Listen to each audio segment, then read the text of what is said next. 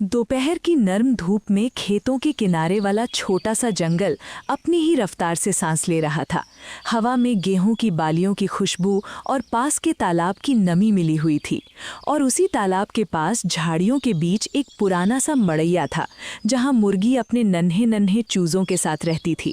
उस दिन सब कुछ सामान्य था। चूजे मिट्टी में चोंच मार मार कर दाने ढूंढ रहे थे और मुर्गी बार बार कुट कुट करके उन्हें पास बुलाती, ज्यादा दूर नहीं जाना, धूप तेज हो जाएगी।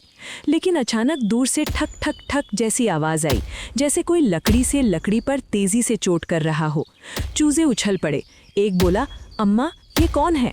दूसरा बोला, ये तो ढोल जैसा लग रहा। और तीसरा, जो सबसे शरारती था, बोला, चलो देखने। मुर्गी ने फौरन पंख फैलाकर सबको रोक लिया। नहीं, पहले देखो फिर भरोसा। तभी खेत की मेड़ के पार से एक कौवा उतर आया, काला, चालाक और आंखों में अजीब चमक, और बोला, अरे बहन मुर्गी, तुम्हें पता है आज तालाब के किनारे सुनहली दाने गिरे हैं, बड़े मीठे। तुम्हारे बच्ची खाएंगे तो ताकतवर हो जाएंगे। मुर्गी ने चौकन्ने होकर पूछा, सुनहरी दाने किसने गिराए? कौवा फौरन बोला, मैंने ऊपर से देखा, किसी किसान की बोरी फट गई होगी। चूजों की आंखें चमक गई। वे एक साथ बोल पड़े, अम्मा चले ना। मुर्गी ने बच्चों को पास किया और धीमे स्वर में कहा, कौवा मीठी बात में अक्सर कांटा छिपाता है। हम चलेंगे, मगर अपनी शर्त पर। और वो चूजों को लेकर तालाब की ओर बढ़ी। रास्ते में धूप और तेज होती गई। कच्ची पगडंडी गर्म थी और हवा में कौवे की हंसी जैसी खड़खड़ाहट घुली हुई थी। चूजे चलते चलते बोलते जा रहे थे, अम्मा हम कितना खाएंगे? अम्मा क्या दाने सच में सोने जैसे होंगे? और मुर्गी हर बार बस इतना कहती, पहले देखो फिर चोंच मारो। तालाब के पास पहुंचे तो सचमुच कुछ दाने चमक रहे थे, पर वे दाने नहीं थे, वे तो कांच के छोटे छोटे टुकड़े थे जो धूप में चमक रहे थे। चूजे जैसे ही आगे बढ़े, मुर्गी ने झट से सबको पीछे किया। रुको, ये खाने की चीज नहीं। कौवा तुरंत बोला, अरे बहन तुम डरपोक हो, मैं तो रोज यहाँ से खाता हूँ। उसी पल झाड़ी के पीछे से सरसराहट हुई और एक सियार धीरे धीरे निकला, आंखें भूखी और चाल धीमी, जैसे वो कब से इंतजार कर रहा हो। कौवा तुरंत एक पत्थर पर बैठ गया और बोला, लो अब बताओ, तुम्हारे चूजे तेज दौड़ते हैं या धीमे? चलो खेल खेलते हैं। मुर्गी को समझते देर न लगी कि ये खेल नहीं, फंसाने की चाल है। कांच की चमक से ध्यान भटकाकर चूजों को तालाब की किनारे की तरफ लाना और फिर सियार का हमला। चूजे डरकर पी पी करने लगे। एक बोला, अम्मा वो कौन है? दूसरा बोला, उसकी आंखें लाल हैं। तीसरा रो पड़ा, मुझे घर जाना है। मुर्गी ने हिम्मत रखी, सीना तान कर कहा, बच्चों मेरी पूंछ के पीछे लाइन बनाओ, किसी की चोंच भी अलग नहीं होगी। और कौवे की तरफ देखकर बोली, कौवे भाई तुम्हारी सुनहरी दानों की दावत में कांच क्यों है? कौवा टाल गया, अरे ये तो बस धूप में चमक। मुर्गी ने तेज स्वर में कहा, झूठ, और झूठ का साथी हमेशा शिकार ढूंढता है। सियार ने दांत दिखाकर कहा, बहुत बोलती है, अब तो आए हो, जाओगे कैसे? यही सीन एक का तनाव अपने चरम पर था। दिन का उजाला, खुला मैदान और सामने चालाक दुश्मन। लेकिन मुर्गी ने वही किया जो अक्सर बड़े नहीं करते। उसने लड़ाई को दांतों की नहीं, दिमाग की बना दी। वो अचानक चूजों से बोली, सब अपने पंख फड़फड़ाओ और मिट्टी उड़ाओ। चूजों को खेल समझ आया। उन्होंने जोर जोर से पंख फड़फड़ाए, सूखी मिट्टी और पत्ते उड़े, धूल का छोटा सा बादल बन गया।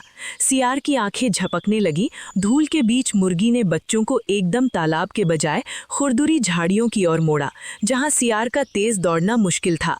चूजे हाफते हाफते बोलते जा रहे थे, अम्मा सांस टूट रही है। मुर्गी बोली, बस 2 कदम और, फिर छाया। कौवा ऊपर से चिल्लाया, सियार उधर गए।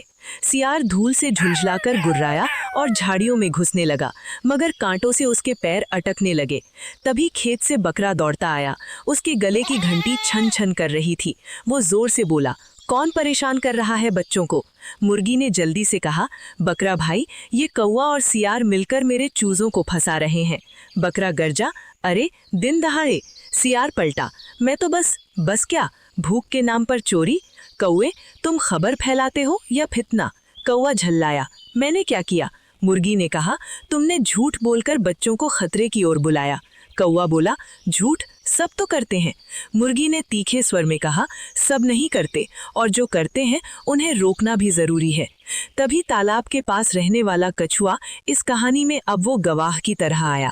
धीरे धीरे निकला और बोला, मैंने सब देखा। कौवा रोज चमकीली चीजें दिखाकर बच्चों को इधर लाता है और सियार झाड़ी में छिपा रहता है। सियार तमतमाया, चुप। बकरा एक कदम आगे आया, आज चुप कौन होगा ये तय पंचायत करेगी। पंचायत तालाब के पास अभी। दिन के उजाले में वहीं तालाब किनारे खेत पंचायत लग गई। कुछ देर में कुत्ता भी आ गया, खेत की रखवाली करने वाला। उसने पूछा, क्या बात है? मुर्गी ने साफ साफ बताया कि कैसे कौवे ने सुनहरी दानों का लालच देकर चूजों को बुलाया, कैसे कांच के टुकड़ों से ध्यान भटकाया गया और कैसे सियार घात लगाए बैठा था। चूजों ने भी अपनी अपनी बात बताई। एक बोला, अम्मा ने हमें लाइन में रखा तभी हम बचे। दूसरा बोला, कांच ने हमें धोखा दिया। तीसरा बोला, मैं डर गया था पर अम्मा ने हिम्मत दी। कौवा बीच बीच में बोलता रहा, मैं तो मजाक कर रहा था। मगर कछुए ने शांत स्वर में कहा, मजाक वो नहीं होता जिसमें किसी की जान जाए। कुत्ते ने सियार को घूर कर कहा, तुम्हारा क्या? सियार ने आंखें घुमाई, मैं तो पानी पीने आया था। पानी पीने में दांत दिखाने की क्या जरूरत? बकरा बोला, और झाड़ी में छिपने की? कुत्ते ने फैसला सुनाया, तालाब के पास चमकीला कांच फैलाना बंद। कौवा आज ही सारे कांच के टुकड़े उठाकर दूर फेंकेगा और एक हफ्ते तक यहाँ किसी बच्चे को बहकाने की कोशिश नहीं करेगा, वरना खेत का कुत्ता उसे सीमा के बाहर खदेड़ देगा। और सियार, तुम दिन में तालाब के पास शिकार की नीयत से दिखे तो सीधे किसान को खबर दी जाएगी। सियार को समझ आ गया कि आज अकेला नहीं, पूरा समुदाय उसके खिलाफ खड़ा है। वो गुर्राकर पीछे हटा और झाड़ियों में गायब हो गया। कौवे ने आखिरी कोशिश की, पर मैं तो। कुत्ते ने दांत दिखाए, बस, और कौवा चुप हो गया। पंचायत खत्म होते ही मुर्गी ने अपने चूजों को पंखों के नीचे समेटा, उन्हें तालाब के साफ हिस्से से पानी पिलाया और धीरे से कहा, देखो बच्चों, भूख और लालच बहुत मीठी आवाज बनकर आता है, लेकिन जो मीठा लगे जरूरी नहीं कि सही हो।